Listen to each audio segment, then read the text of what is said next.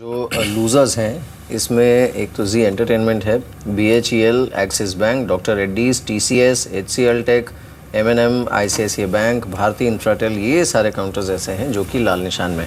And I think देखिए यही है इस समय बाज़ार के लिए दिक्कत कि 8600 के आसपास जाने की कोशिश में बाज़ार ज़रूर है, लेकिन अगर इसे कोई भी रेजिस्टेंस फेस करना है तो हो सकता है आज वो दिन हो, क्योंकि इतने सारे रिजल्ट्स हैं और उसमें से कई रिजल्ट्स ऐसे हैं जो कि उन वर्टिकल्स के लिए, उन सेगमेंट्स के लिए बेलवेदर हैं।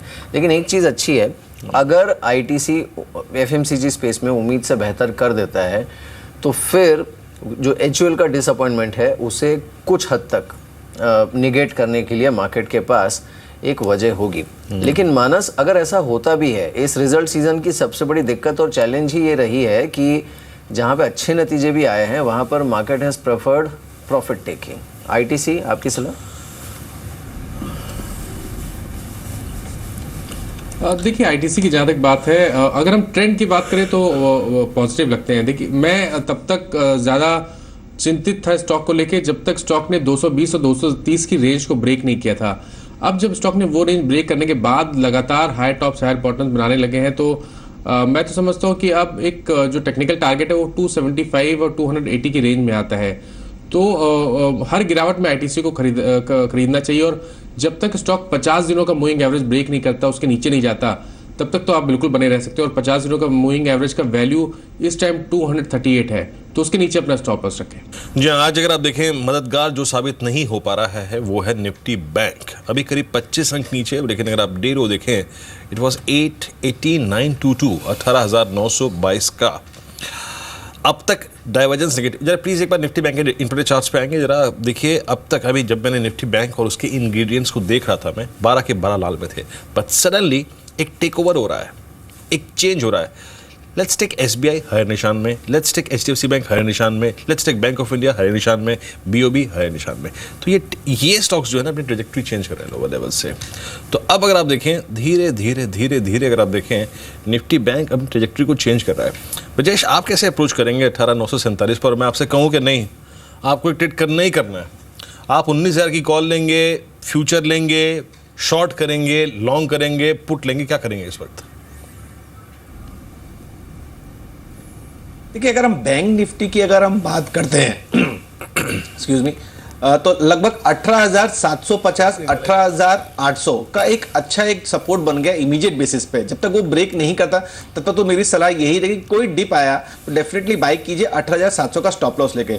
अपसाइड की मैं बात करता हूं तो मुझे ऐसा लगता है कि आने वाले दिनों में, नॉट टुडे बट एक 4 से 5 ट्रेडिंग सेशन में एक बार डेफिनेटली 19,200 19,250 के लेवल आपको देखने को मिल सकते हैं। रही बात कंट्रीब्यूटर के, नो डाउट चार्ट पे HDFC bank is looking very strong. अगर हम SBI को भी अगर हम देखें तो लगभग 220 से 225 का एक अच्छा सपोर्ट एक जोन है जो मुझे नहीं लग रहा कि ब्रेक होगा। अगर कोई डिप आता है तो डेफिनेटली बाई कीजिए 220 का स्टॉप लॉस लेके। इमीडिएट बेसिस पे 245 से 248 तक के लेवल देखने को मिल रहे हैं। शॉर्ट में अगर हम देखें शॉर्ट टर्म के लिहाज से तो लगभग बैंक ऑफ बड़ौदा को आप देख सकते हैं समवेयर अराउंड 157 के आसपास में ट्रेड कर रहा है। इमीडिएट बेसिस पे सपोर्ट 152 के आसपास का है। Upside it looks to again going and touching 165 168 level. तो मेरे हिसाब से तो यही है कि बैंक निफ्टी आज कंसोलिडेट कर रहा है, but it's look like buying on dip strategy.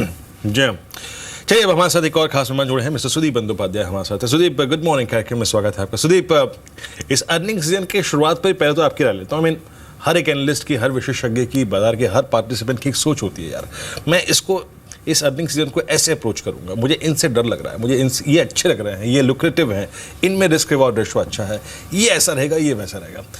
एक FMCG में HUL, रिलायंस, इन्फोसिस, इनके नंबर्स देखने के बाद आपको फीलिंग कैसी आ रही है सुदीप? देखिए, आपने बिल्कुल सही कहा कि फोकस अभी नतीजे पे है और नतीजा अब तक जैसे आया है वो ज़्यादा ऑप्टिमिस्टिक होने की संभावना नहीं है। IT क्षेत्र में आपने इन्फोसिस का जिक्र किया, हमने इन्फोसिस, विप्रो, TCS सारे नतीजे देखे हैं और माहौल ऐसा लग रहा है कि IT कंपनीज एक सीलिंग हिट कर चुके हैं और ये सीलिंग से ब्रेक नहीं कर पा रहे हैं। ग्रोथ में थोड़ा प्रॉब्लम आ रहा है, और unless and until they are able to break out of this, move into the digital world, move into the new technology areas, growth में दिक्कत आएगी। ऑफ कोर्स जो करेंसी फ्लक्चुएशन और ब्रेग्जिट लेके भी शंका है, तो आईटी कंपनीज का अर्निंग्स लेके हम लोग थोड़ा कॉशियस हैं।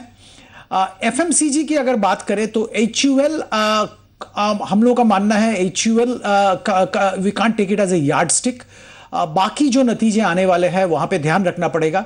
आज आईटीसी के नतीजे हैं, हालांकि आईटीसी को हम ज्यादा एफएमसीजी नहीं मानते हैं, ये टबैको प्रेडोमिनेंटली टबैको कंपनी है, तो उसी नजरिए से देखना चाहिए। पर बाकी जो एफएमसीजी कंपनीज हैं उनके नतीजे आने वाले दिनों में आएंगे।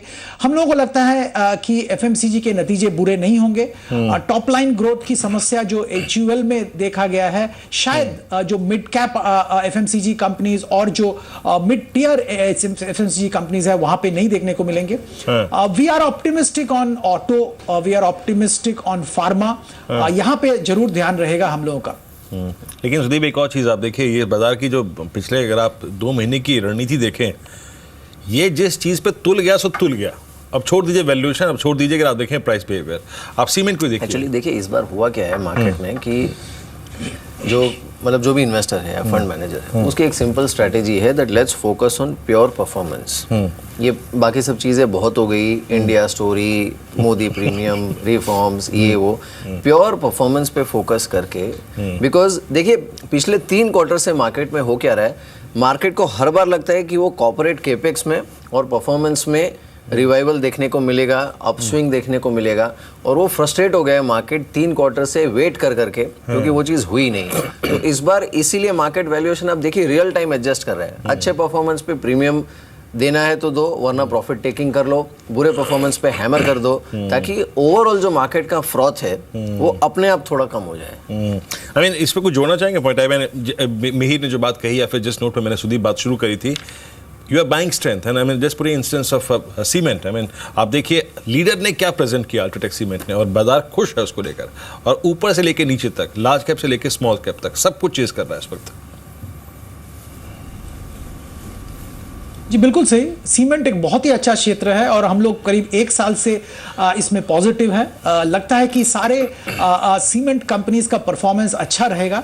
इन्वेस्टर को सिर्फ ध्यान रखना पड़ेगा वैल्यूएशन पे। कुछ सीमेंट कंपनीज ऐसे हैं जहां पे वैल्यूएशन फुल लग रहे हैं, और पर अभी भी opportunity mid cap cement companies में है, जरूर खरीदारी की जा सकती है। ओवरऑल हम लोगों को लगता है अगला 1-1.5 साल सीमेंट कंपनीज के लिए बहुत अच्छा रहेगा। सरकार ने जितने रिफॉर्म मेजर्स लिए हैं, जितने कदम उठाए हैं, उसका बहुत बड़ा फायदा सीमेंट कंपनीज को होगा। आप स्मार्ट सिटी की जिक्र करिए, या तो इंफ्रास्ट्रक्चर या रोड कंस्ट्रक्शन, जहां पे भी सरकार का काम हो रहा है, फोकस है, वहां पे सीमेंट एक अनअवॉइडेबल इंग्रेडिएंट है, तो सीमेंट कंपनीज के लिए बहुत पॉजिटिव है।